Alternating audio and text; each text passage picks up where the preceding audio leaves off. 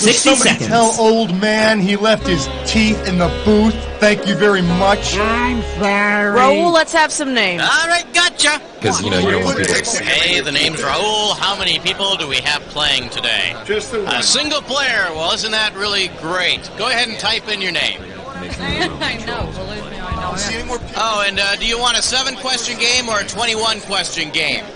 All right, thanks. 30 seconds. Okay, your buzzer is B, as in bonanza. Yeah. Don't touch that. That's got salmonella. All I'm saying, master or not, she wants to stay in that bottle. She's gone. 20 seconds. Never. All right, listen up. As soon as you think you know the answer to a question, buzz in. Then you have to hit the number that corresponds to the answer you want. You got that? 10 seconds. Good luck. 9, 8, 7, And 6, get rid of the desktop. 5, Let's 4, go to black. 3. Civil War Battles of the Network Stars, coming this fall to PBS.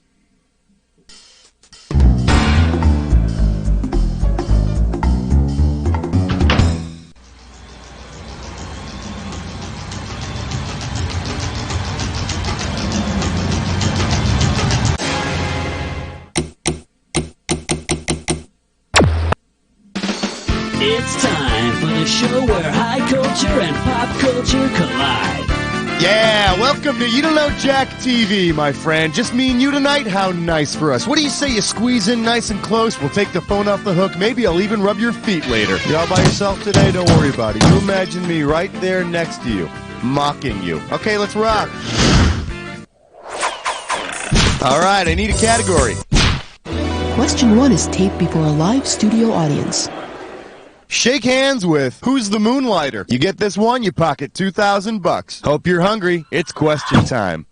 Suppose there were a prequel to Who's the Boss based upon Tony Maselli's career before he became a domestic servant to Angela Bauer. What would be the most appropriate title? Who is the teacher? Who's the baseball player? Who's the CEO? Or who's the crook?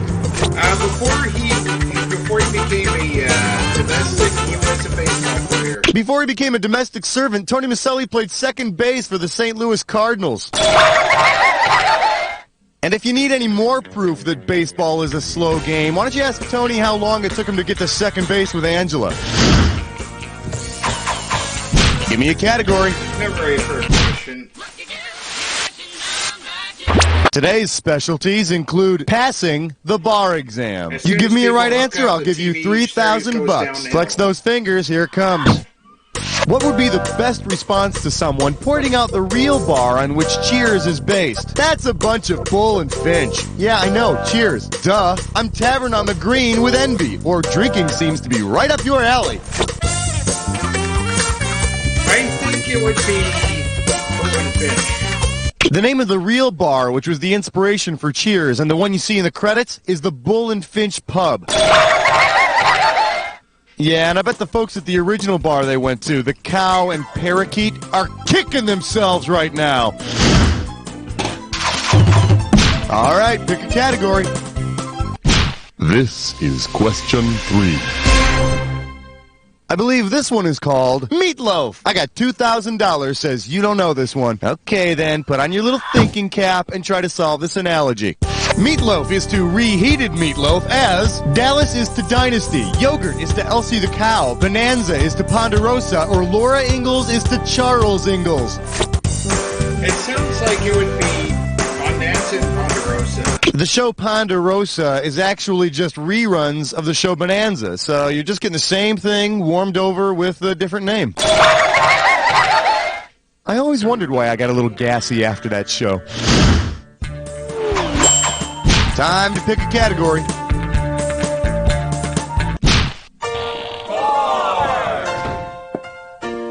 Hey. For your viewing pleasure, tough on crime? Who cares? Let's do a magic trick. $2,000 for a correct answer. Hey kids, it's howdy doody time. Say Judge Harry Stone from Night Court also presided over divorce court. Given his usual sentence, what would he demand of a spouse who cheated? Pay a $55 fine, write an apology to the American public, perform 100 hours of community service, or sing a happy song. I think it would be community service. 100 hours of community service? How is that different from marriage? So you don't lose any sleep over it. Judge Harry Stone's favorite sentence is $55 and time served, which would be great. I mean, you've already done the time, and paying $55, that's nothing compared to what alimony could be. Throw me a category. All right, flesh, butt, spits, I'm poor. Let's see if you can make some sense out of this gibberish category. Big fat lies. $5,000 sounds like a good place to start off this gibberish question. Now check this out. As the time disappears, so does the money. So the sooner you buzz in, the better. All right, then, get ready and tell me, what phrase does this rhyme with? Nay, Trump? Then who took some? And don't let that punctuation fool you. Nay, Trump, then who took some? First clue, it's an advertising slogan. This one goes out to all you Larry Tates out there. It's a slogan about a hot dog. Now's the time to type in your answer. Oh, yeah, they plump when you cook them. Oh, yeah, they plump all right. They get almost as big as Donald Trump's wallet. Category, please. Tonight's topic, 6 in the workplace. Well, what do we have here? Across the tracks from the Bradys. You get it right, I'm giving you $1,000. Now, unless, of course, you've been living under a rock, you know the theme song to the Brady Bunch. But imagine if the tune went something like this. Here's the story of a man named Blank who was friends with a junk dealer named Fred. What could you call this sitcom? The Beatty Bunch, the Grady Bunch, the Hades Bunch, or the Shady Bunch? That would be the Grady Bunch. I'm talking about Grady Wilson from Sanford & Son. You know, if you think about it, Sanford & Son and the Brady Bunch are like two sides of the same coin, because they, well, okay, they're not. All right, pick a category. Hi. Order. Don't shoot. Out of order. Tonight. Savory. I love you, question 7. Let's see what we got going. When a soap opera goes down. $3,000 for this one. Okay, imagine your life is a soap opera and you need direction. Shouldn't be too hard. Now, imagine you get these directions. Take 95 south, go past Philadelphia, look for signs for Landview. When you hit Landview, head underground. That's the lost city of Eterna. On which show might you get these directions? All My Children, Loving, One Life to Live, or The Edge of Night?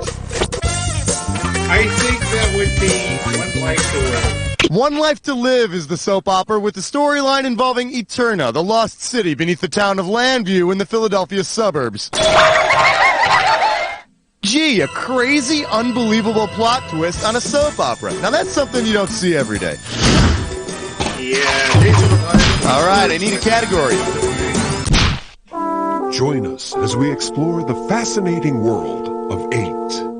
This category is known as an MTV moment. You get it right, you get $2K. All right, this is fill in the blank. So when you think you know the answer, hit your buzzer and type in what's missing in this sequence. Bruce Springsteen, Dancing in the Dark, blank, Friends. Okay. Yeah, do it. Yeah, that would be Courtney Cox, who ended up in the video. That lucky teeny bopper the boss dragged on stage with him in the Dancing in the Dark video was none other than Courtney Cox, star of Friends. She'll be there for you. I don't get it. Every time I jump on stage at a concert, I end up dancing in the dark with some fat, hairy bouncer. What's up with that? Give me a category.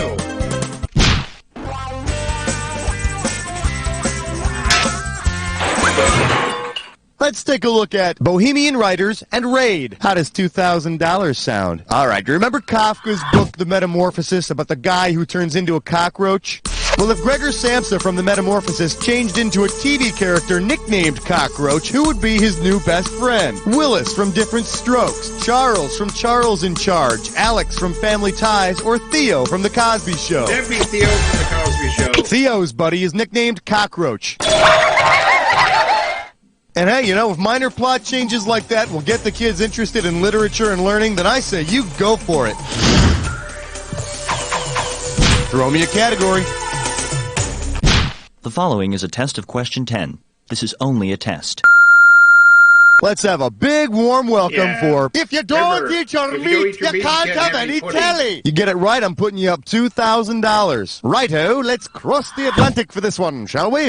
Which of the following is not an actual British kids show? Macbus, Wurzel Grummage, Pardon My Crumpets, or Blue Peter? I'm betting it's Pardon My Crumpets. There was never a British kids show called Pardon My Crumpets. But I think there was an American kids show called Move Your Buns. Okay, you made it through one round. Let's see what happens in round two. Let's do it. Don't forget, everything in round two is worth double, so heads up. Category, please. 11, come on, girl. Good question.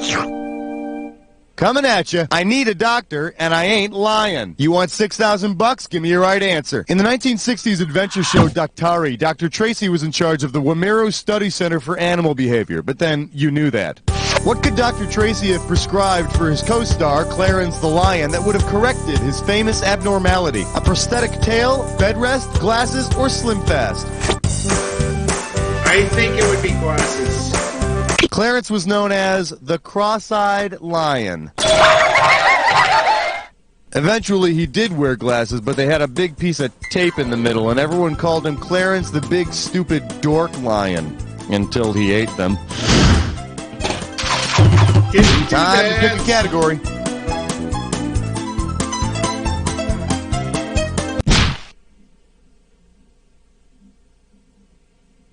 And our special guest tonight, the Muppet Babies of the Night. If you know this one, you're getting $4,000. Okay, then let's complete an analogy, shall we? Vampires is to In a Mirror, as Nanny on Muppet Babies is to The Count, above the waist, in a boxcar, or with a duck. You never see vampire, never see the reflection of the mirror, you never see her above the waist. The analogy is where you can't see things. Supposedly, you can't see vampires in a mirror, and on Muppet Babies, you never see Nanny above the waist. And you'll have to excuse me, but if I made a joke about that, I'd spend the rest of the game feeling dirty, and you don't want that.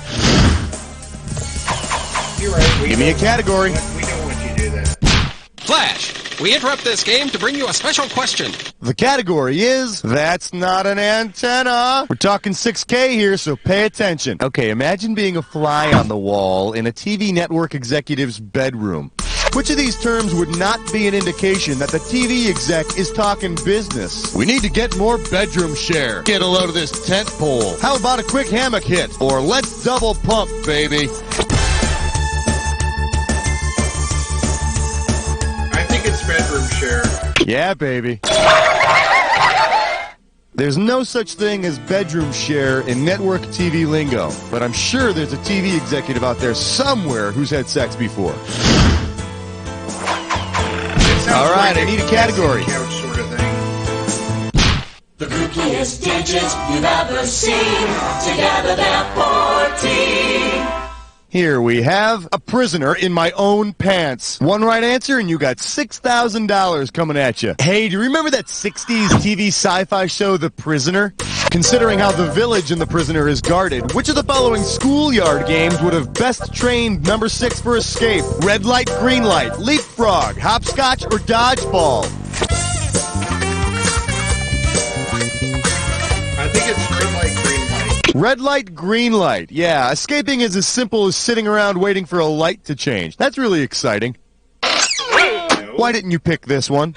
The village is guarded by large floating balls that go after anyone who tries to escape. Yeah, it's really comforting to know that the physical and emotional hell beating I took every Thursday in gym class really was educational. All right, pick a category. Yeah, way to choose that category. You're about to take a bite out of a this or dat. The category for this this or dat question is Give me the entendre, and make it a double. Alright, I'm gonna list off 7 TV shows, and for each one, I would like for you to tell me if it's a real TV show or a fake one that I just made up, because, you know, it sounds dirty. As you see each one, if it's a real show, press 1. If I'm just being silly on you with a fake show, press 2. And hit 4 if you want to skip. Each correct answer, you're gonna get $1,000. And I'll take away $1,000 for every wrong answer, or for those that you didn't get to. Alright, give me 30 seconds on the clock. It's showtime. Enos, real show or fake show? Real show. Jag. Real show. Herman's Head. The Ropers. The Chisholms. The Red Hand Gang. That's fake. Last one, Kissy Fur. Ain't got no more. Well, you didn't get those 2, but at least you got the majority of them. Let's look at your score. All right, time marches on and off. Throw me a category. Give me a really easy one. Open wide and get ready for a really easy one. You get a right answer, you're walking away with $4 grand. All right, pay close attention. When you know the answer to this question, you buzz in and start typing. Now, do you remember the show, Who's the Boss? Well, who is the boss? Let's see what you got. Start. Angela is, I think. Tony Maselli was hired by Angela Bauer, so she's the boss. Yeah, that's why I love this job. I'm my own boss. I can make my own... Hey, lazy ass! Get back to work! Yes, Mavis. Sorry, sure. Let's move on, shall we? Time to pick a category.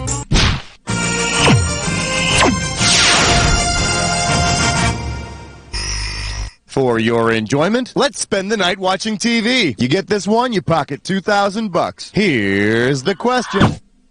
If you would watch the Rolling Stones' 1967 appearance on the Ed Sullivan Show when they sang Let's Spend the Night Together, how would you have heard them sing the chorus? Let's spend a dime together. Let's get real tight together. Let's spend some time together. Or let's skin a lion together. I think it would be let's spend some time together. On the Ed Sullivan Show, the Stones were asked, and they agreed to sing the song as Let's Spend Some Time Together.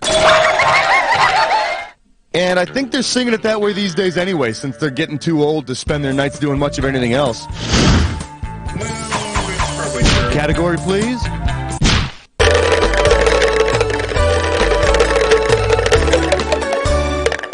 All right, give it up for You Can't Go There on television. How does $4,000 grab you? All right, Sullivan fans, how about this one?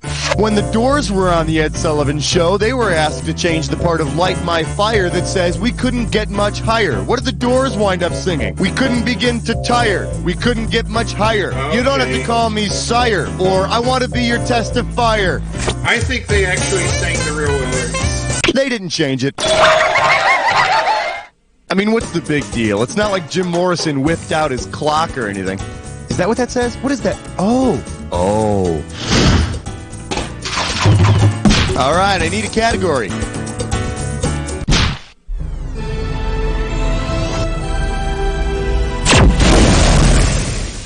This one's called I Can't Name One Show of Hers. I'll give you 4,000 clams for this bad boy. Okay, help me out on this one. I need you to type in the name of this woman I'm trying to remember. What is her name? She's in one of those commercials where she's always got this wry, smug remark or witty reply to say. These commercials made her really well known in the late 70s. That guy from the Rockford Files was in them too, and everyone thought they were really married. The commercials were for that one-step camera, that instant Polaroid one. What was that woman's name?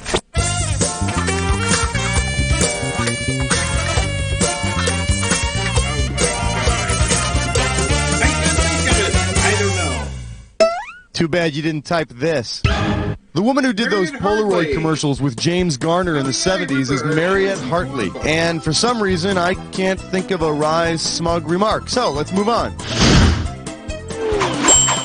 All right, pick a category.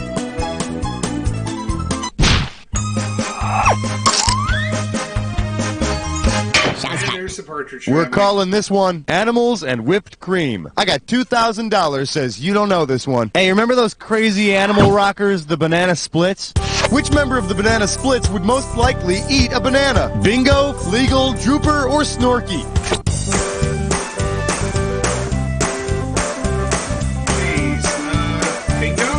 Bingo is the gorilla drummer in the band, and bananas are a staple of a gorilla's diet.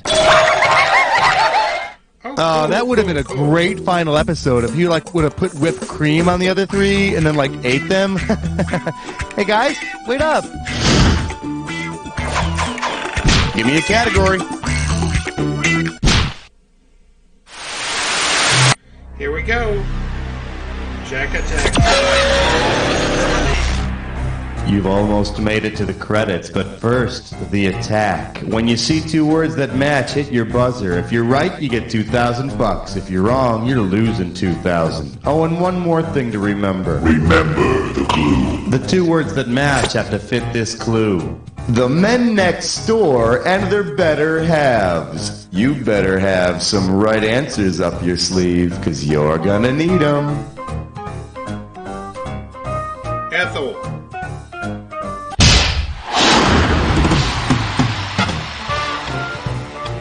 Betty.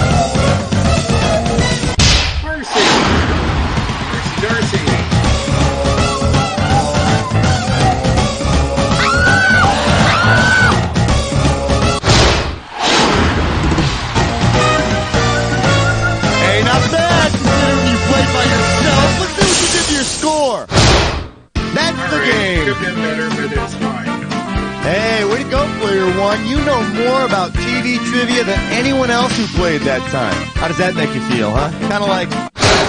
You don't know. Beautiful. Very nice work, people. Hey, Raul, what's up? Are we doing another one of these? Man, look at these dishes everywhere. Yeah, oh boy, you made the high scoreboard. There was an empty slot there. Basically what you did was you filled a vacancy for us. Thank you very much. If you'd like to play another game, let me know when you're ready. Nope. I'm good.